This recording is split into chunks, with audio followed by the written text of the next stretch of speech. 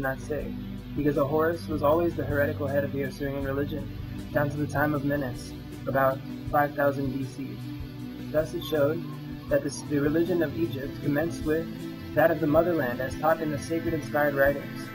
From the time of Thoth down to the time of Menes, the Egyptian colony was ruled by the church, under the head of a Horus.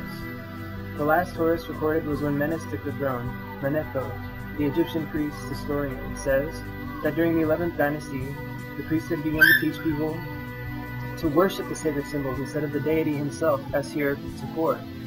This was the first step in the debauchery of Egyptian religion, which reached its peak during the 18th dynasty and ended in every conceivable extravagance coupled with idolatry. The advent of Mohammedanism wiped out the old religion of Egypt, although the Christian religion has made a little headway owing to a people called the Coptics. We must now go back some few hundred years to the time when the Israelites were slaves in Egypt. A master rose up among them, Moses. Who is Moses, and how did he reform a religion? Who he was is a question, but he was the most proficient master of his time, and at one time was the high priest of the temple at Sinai, which then was an Osirian temple.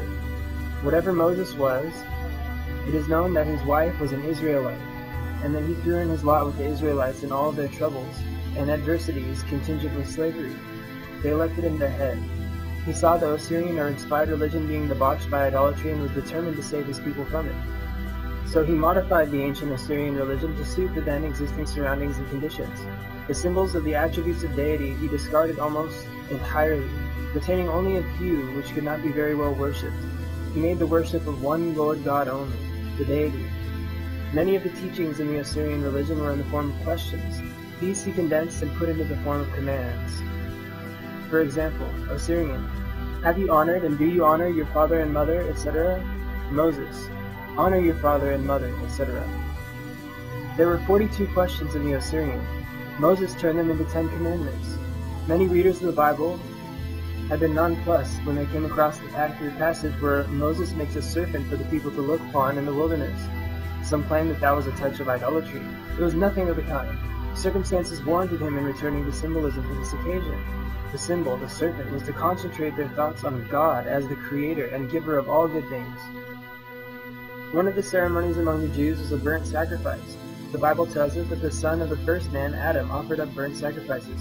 Yet among the ancient records we find that 60 million of people lost their lives at one time in the same land before sacrifices were commenced. I never came back across the word sacrifices or its equivalent in any of the writings of the first civilization. The first time I saw the word was in an old Maya book about 5,000 or 6,000 years ago where it says, and during the night Lu was sacrificed. In the writings of the first civilization, offerings only are mentioned. These offerings consisted generally of fruit, flowers, and product of the fields and gardens. These were taken to the temple and placed on the altar specifically provided for the ceremony. On the front of this altar were inscribed the Tau, and underneath them each arm was a double triangle that reads, place thine offering upon this altar. After Mu went down with her 60 millions of souls, all the surviving people of the world commemorated her memory in one way or another, some by literature, some by edifices, and other by fire in some form. The Quiche Mayas had a fiery house in their religious ceremonies. The Egyptians had a fiery tank in theirs. And without a doubt, burnt sacrifices in the beginning was the form that the Semites chose. In later years, the Jews applied a theology to this ceremony. I wonder if there is a single Jew today who truly knows the origin of their burnt sacrifices. I have never yet even found one. The Phoenicians, another Semitic race, adopted idolatry and fell so low as to degrade themselves by offering human beings for sacrifice. Was Moses an Israelite? An Egyptian record would lead one to believe he was not a pure Israelite. The record I refer to says, Moses was the son of an Egyptian princess, who afterwards became the great queen Hatshepsut. Not a word is mentioned about the bulrushes.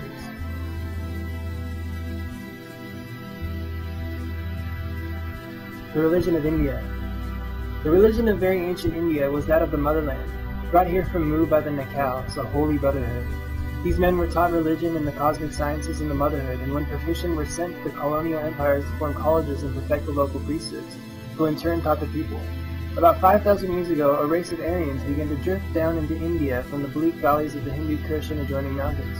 Their first settlement was among the Nagas in the Saraswat Valley. They were just hardly mountaineers, uncouth and educated. The Nagas, the most highly educated race in the world, took compassion on them. welcomed them into their schools and colleges, educated and advanced them. The Nagas received them too well for their own good, for it called from the mountains nearly all who had multiplied there since the destruction of the great Uyghur Empire, of whom they were descendants. In time, these Aryans dominated the whole of the northern parts of India, including their schools and colleges. Thinking they had learnt from the Nakals all there was to be learnt, they proceeded to drive their kindly, gentle instructors out of the country into the snow-capped mountains of the north. After a period, a sect was formed which is called the Brahmins, who took or usurped the charge of the religious teachings. To attain their own ends, they introduced into religion perverted, incomprehensible theologies having all kinds of extravagances. This was the commencement of the downfall of India, which gained impetus as time went on. They introduced castes, commencing with 3 only. The caste system was extended, until at last the lowest caste was looked upon as untouchables, and for a touch of an untouchable, the receiver of a higher caste must go into a purification before he could be received again by his own people. And the result of this was the final step which brought India down from the high position of leading the world in religion, arts, and sciences. All that was left were a few embers, where at one time was the bright light of a fire representing everything worthwhile in life. Then a great one sprang up among them, a Prince Gautama. He went back to the original teachings of the sacred writings. A vast throng followed his teachings and became the Buddhists. Buddhism was carried throughout the Orient and was the universal religion. There was only a question of time before a crafty priesthood began its negative work. The Buddhist priesthood of northern India fell away from the gentle teacher Gautama Buddha and introduced all sorts of impossible theologies and theories for the sole purpose of enslaving the people. Only those in the south remained true to Gautama's actual teachings. Today at the center of Buddhism is a little unostasious temple at Kanvi, in the northern central mountains of Ceylon, Sri Lanka. But with all these priestly traps and pitfalls common to religions today, a spark of truth had once again been kindled and would soon shine throughout the world. Priesthoods and politicians never have seen nor ever will see the writing on the wall until those walls are falling on them and it becomes too late to escape. This has been the history of the world for the past 12,000 to 15,000 years. The people rise and crush the politicians, and the Lord, in his own way, weeds the garden.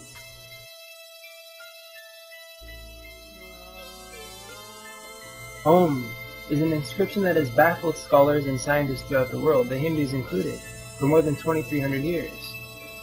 Its import was lost when the Nakals were driven out of India by the Brahmins. Many scholars have attempted to fathom its meaning. None, however, have arrived at any satisfactory conclusions. Even the oldest are indefinite. Examples. Manavadharma Sastra is an ancient Hindu book. Book 2, Sloka 74. In the beginning, the infinite only existed, called Aditi. In this infinite dwelt Aum, whose name must precede all prayers and invocations. Book of Manu, Sloka 77. The monosyllable Aum means earth, sky, and heaven. I.T. Wheeler, History of India, Volume 2, page 41 says, as regards to these 3 letters, A-U-M, little can be gathered, excepting then when brought together in the word Om, they are said by Manu to form a symbol of the Lord of created things, Brahma. H.D. Colebrook in Asiatic Research says, according to Noruka, which is an ancient glossary on the Vedas, the symbol A-U-M refers to every deity. Brahmins may reserve for their initiates an esoteric understanding more ample than those given by Manu. Noruka must have been reading a Brahmanical version of the Vedas, which they stole from the Nakals, changed it to suit their own vile purposes, and then foisted it on the world as their own writings. The original Vedas are a Nakal writing.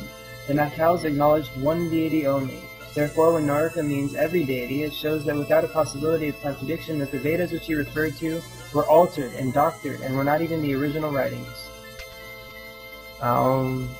Conveys identically the same meaning and conception as the mysterious writing. And Niven's Mexican Stone Tablet, number 2379.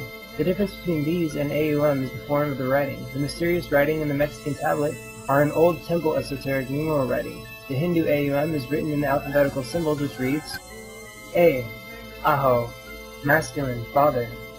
U, feminine, mother, she. M, Mehen, the indentured, the son, man.